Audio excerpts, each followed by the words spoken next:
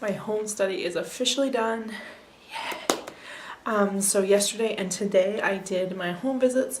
Today is the 13th. I'm hoping to post this today. Yesterday, 1 year ago yesterday, is when I found out about India and started looking into adopting from India instead of adopting from Bulgaria. So it's kind of timely, and also today's Mother's Day. So it was nice to have my home study done today. And just basically now waiting for her to write up the report and do the approval. But I am done my end. I'm done. The home study honestly is the worst part of adoption.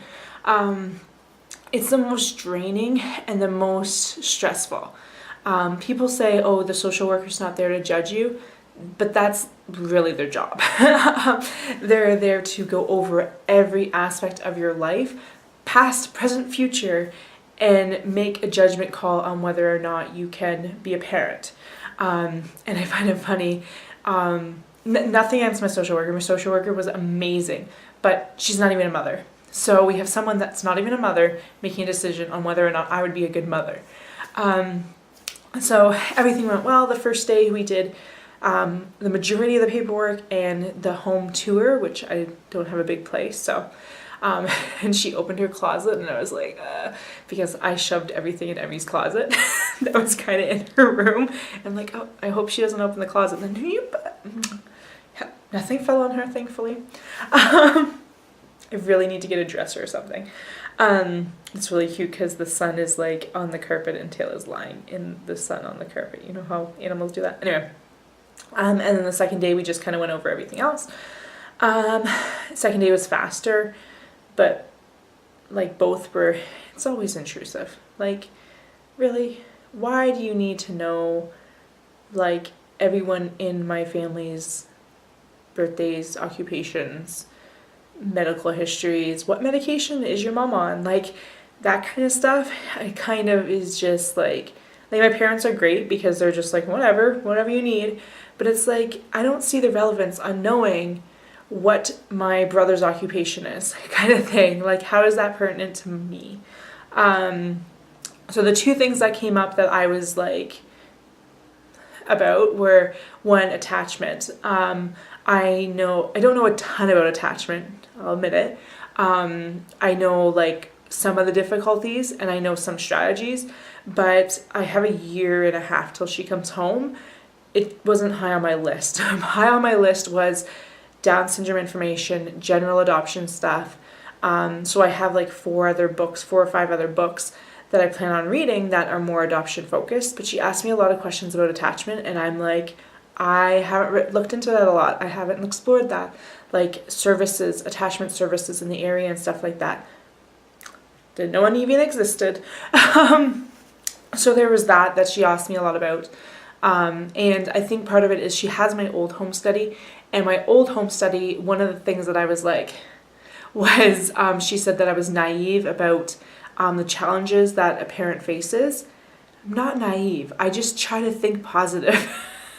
Like, what is the point on being doom and gloom about, yes, when Emmy comes home, we are both going to have attachment issues and it's going to be horrible and we're going to struggle and we're going to struggle for years, and there's going to be like, what's the point on focusing on that instead of being like, here's what could happen, but here's what I'm going to try to do to prevent that, and here's all the things that maybe could be problems, but we don't know until she's home.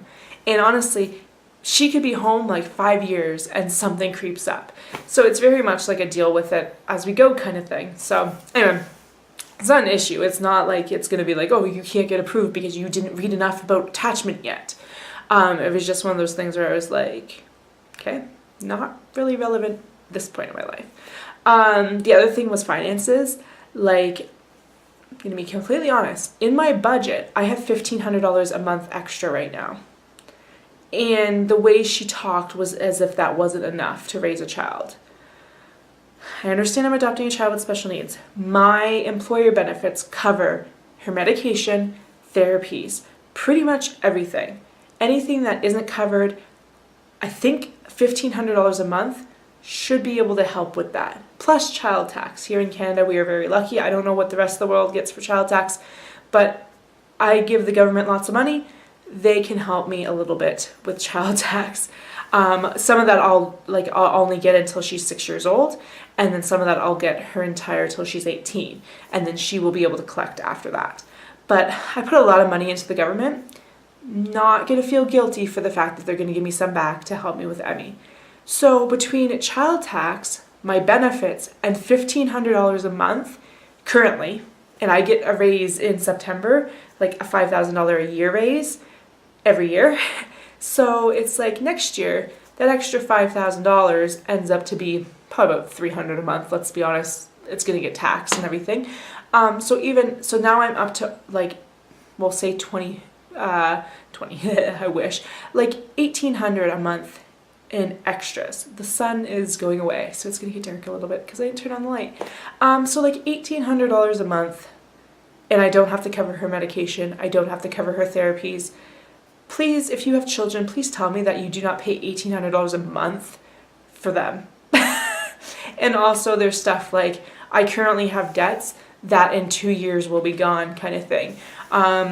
My car payments in 4 years will be gone. So anyway, I just thought it was funny, like, what's, like, okay.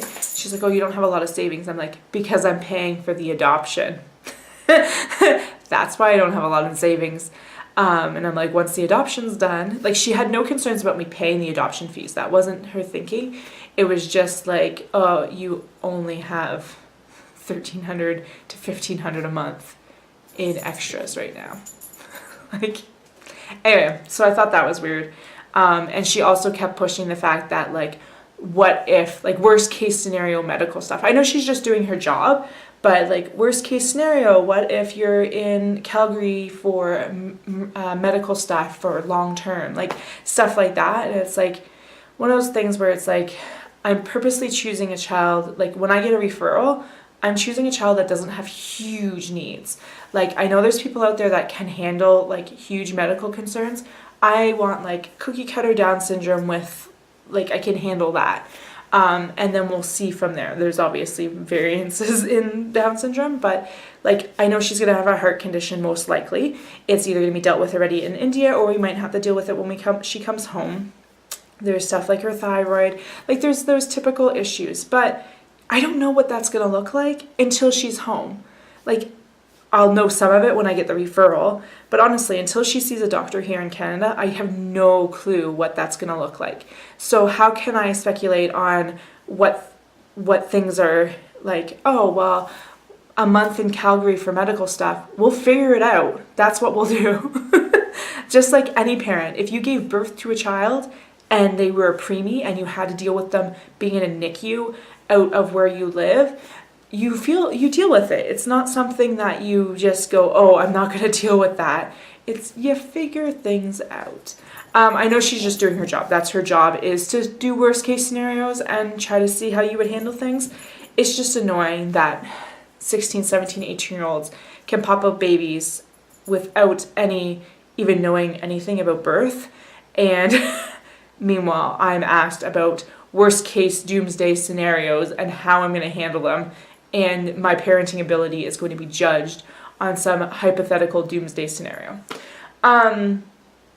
So yeah, it's like asking what happens if a hurricane came through here, what would I do? The chances of a hurricane coming through here. Anyway, so that's kind of where things are at.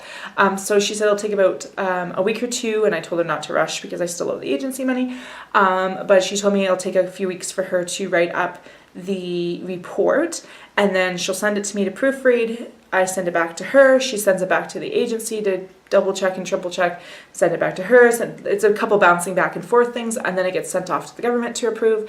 And then I'm done. Then I'm done my home study.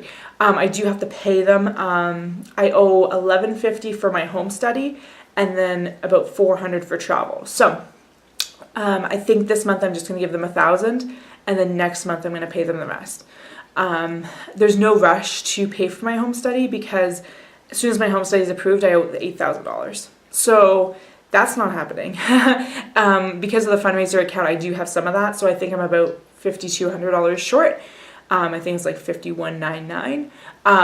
So that's not gonna happen anytime soon anyway. So it's gonna take me time to save up that. So it's not a big deal for me to have to pay the rest of it next month. So that's kind of my plan.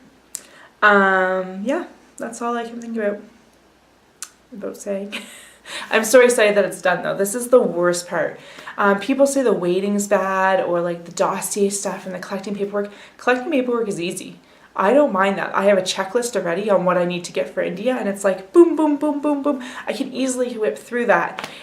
I feel something that's like something I have control of. The home study itself, like the visits, that's what I don't like, because it's somebody else asking the most intrusive questions you could ever imagine them asking you. That's what they're going to ask you, and just sitting there and giving answers for like forever. I thought the visits were only going to be like an hour or two. First visit was like 3.5. Second visit was like 2.5. And for those wondering what I did for food, I bought a fruit tray, a case of water. I don't drink bottled water, but I bought a case of water, and I bought chips and pretzels. The chips and pretzels I bought last minute because the friend I was shopping with was like, you should get these two and just see. So the only thing she touched was a bit of chips and pretzels. I have a full case of water and a fruit tray. And I'll obviously eat those and the rest of the chips and pretzels, but so yeah, I'm still glad I did it though. Still glad I got food. At least it seemed like I was offering stuff. Social worker was great. Taylor was amazing. Social worker was great with Taylor. That was honestly my biggest concern, was how Taylor was going to react. But the social worker has dogs, and was really good with Taylor, and Taylor was really good. I filled a Kong full of soft food and froze them, so then I just had to give it to her, and she kept her quiet for like the whole time. But yeah, done.